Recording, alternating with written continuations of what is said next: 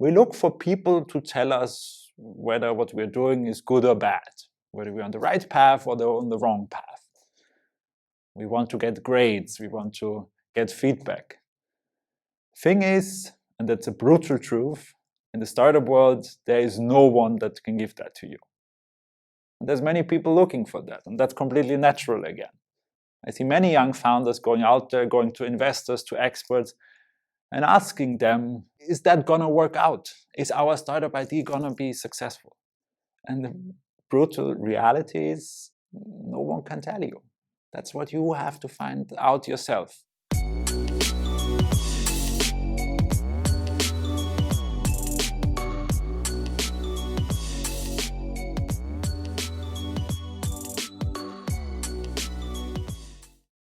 Hi, my name is Markus and I'm the Managing Director of AustrianStartups, a board member at the European Startup Network and co-host of Austria's leading tech podcast, Future Weekly.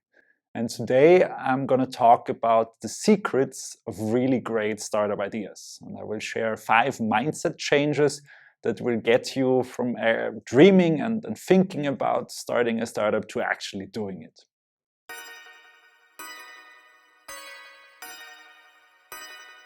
Don't wait for the right idea. I hear that all the time. I had it myself when I was a student. I already knew I wanted to start a company and always said, yeah, I'm just waiting for the right idea to just magically appear, you know. And I talk to a lot of people out there who really have the wish to start something. And many of them, when I ask them, so why didn't you start yet? They say, because I'm waiting for the right idea. And to be honest, that won't happen. Ideas don't fall off trees.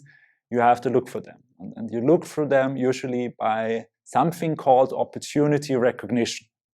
Opportunity recognition is actually seeing problems as opportunities. And this is like a muscle that you have to train, that you have to exercise. And the best you can do there is just doing that in your daily life. Because every one of you, I'm sure, in your professional life, in your personal life, you will encounter lots of problems that will annoy you, that will probably make you complain about it.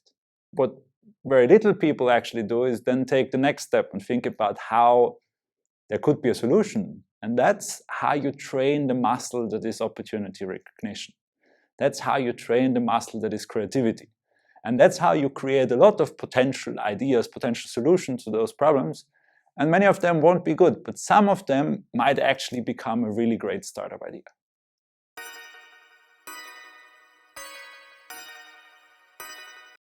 Don't jump to conclusions.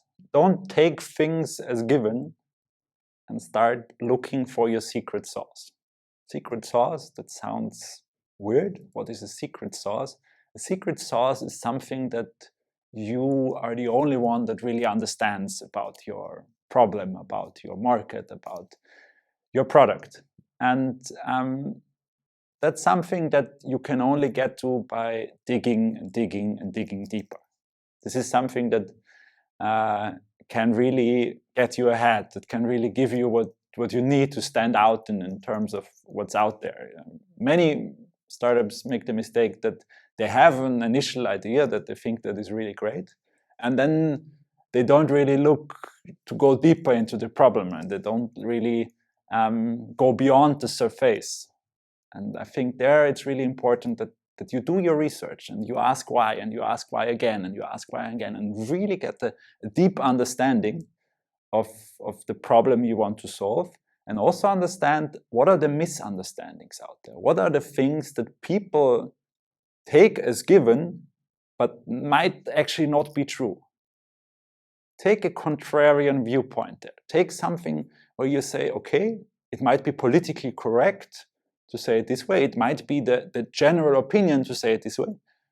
But actually, the reason why people do it like that is different. And this is a great starting point for an idea that can get really, really successful. Find your secret sauce and don't take anything as given.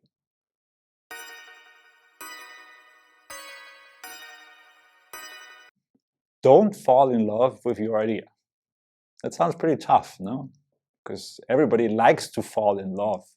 It's a great feeling, and this is how you build passion and you build belief. And this is good. You want to build passion and you want to build belief. But maybe you don't want to fall in love.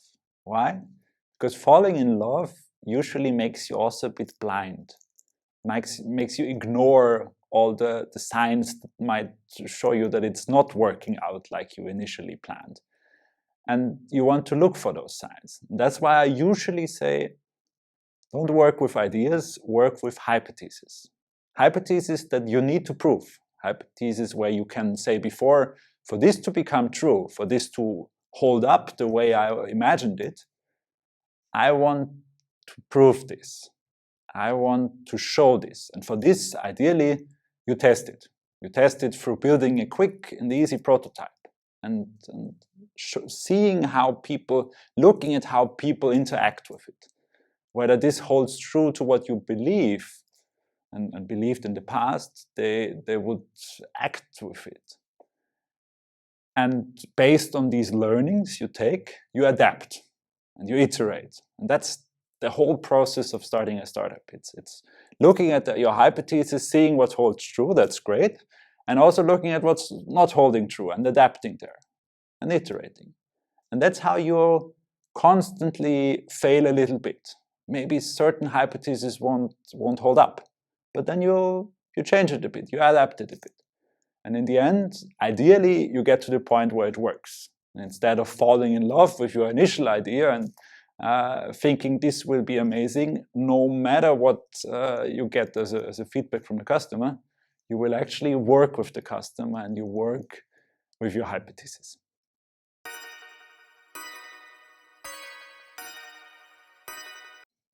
Don't waste time looking for shortcuts and trying to game the system. This is what you see very often out there, because that's what subconsciously we learn during our education, what we learn during our corporate jobs. That's out there in every facet of life.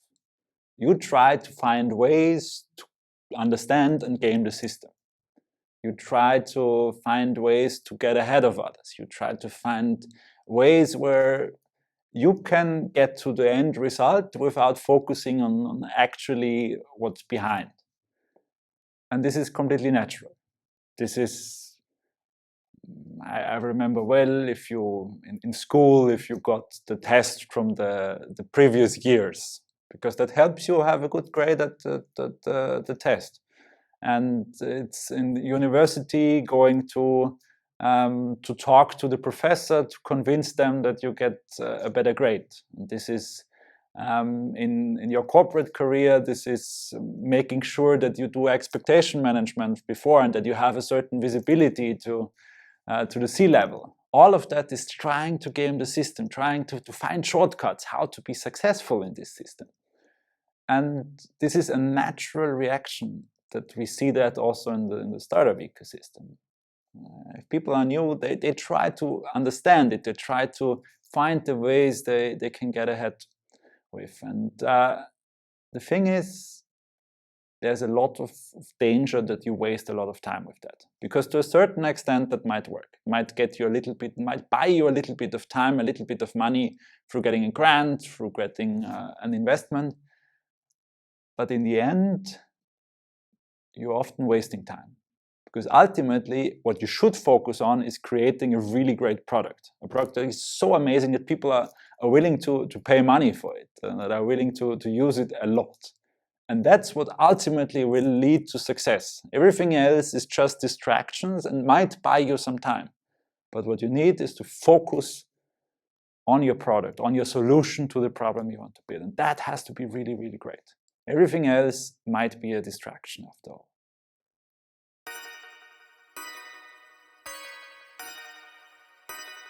Don't ask for permission. Don't crave for approval. And instead, try to build your very inner belief. This is also something that many of us have taken up through our previous lives in education or professional sense. There's always an authority that can tell you whether what you're doing is good or bad.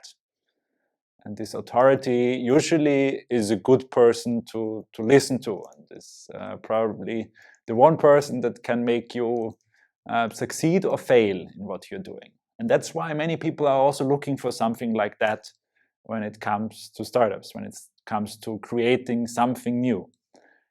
The thing is, there is nobody like that. I see many startups asking for feedback from all kinds of important investors and important experts out there. Many of startups actually come to me and ask for my advice. And the truth is that as much as we call ourselves experts and people look for us as advice, we don't know a lot about your business. And the worst thing you can do is zigzag from one advice to the other. That's what I did with my own business at that time. There was one investor telling us to do that, then another investor came and told us that, and we were going like that and that with our startups, and that wasn't really helping. What we needed really to do is to find our own belief, to find a clear own belief why this will be successful. And I believe there's two questions that can really help you get to that belief. Why you and why now? Why you is the question that you should pose yourself, why you are the right team, why you bring the right mindset, the right skill set, the right background, the right passion to be the one team that will solve this problem. Despite hundreds of other teams being out there, why are you the one that will succeed? And that, as I said, can be your personal passion, that can be your professional background, that can be some kind of secret sauce that you've developed through working in this field. It can be all kinds of things, but to find that for you very personally, to be very clear about it and always be able to fall back on, that's super important. And the second thing, why now? Timing. Timing is extremely important for success. And if you do some research, I guarantee you will find several other teams who have failed with the idea you were trying to succeed with in the past. So what you want to be able to tell yourself is, why is now the right time to do that? What has changed? Might there be some new regulation? Might there be some new trends? Might there be some kind of acceptance rates that have gone up dramatically in the last few years? Why is now the right time to do that? And if you have good answers for both of those, then I guarantee you will build a strong inner belief. And you can take feedback. Feedback is important, but you build that on your inner belief and on your core vision where you want to go. And then you add a little bit and you add a little bit. And that's how you develop into the right direction. Not zigzagging, but following your North Star with good input from all sides. So find that inner belief.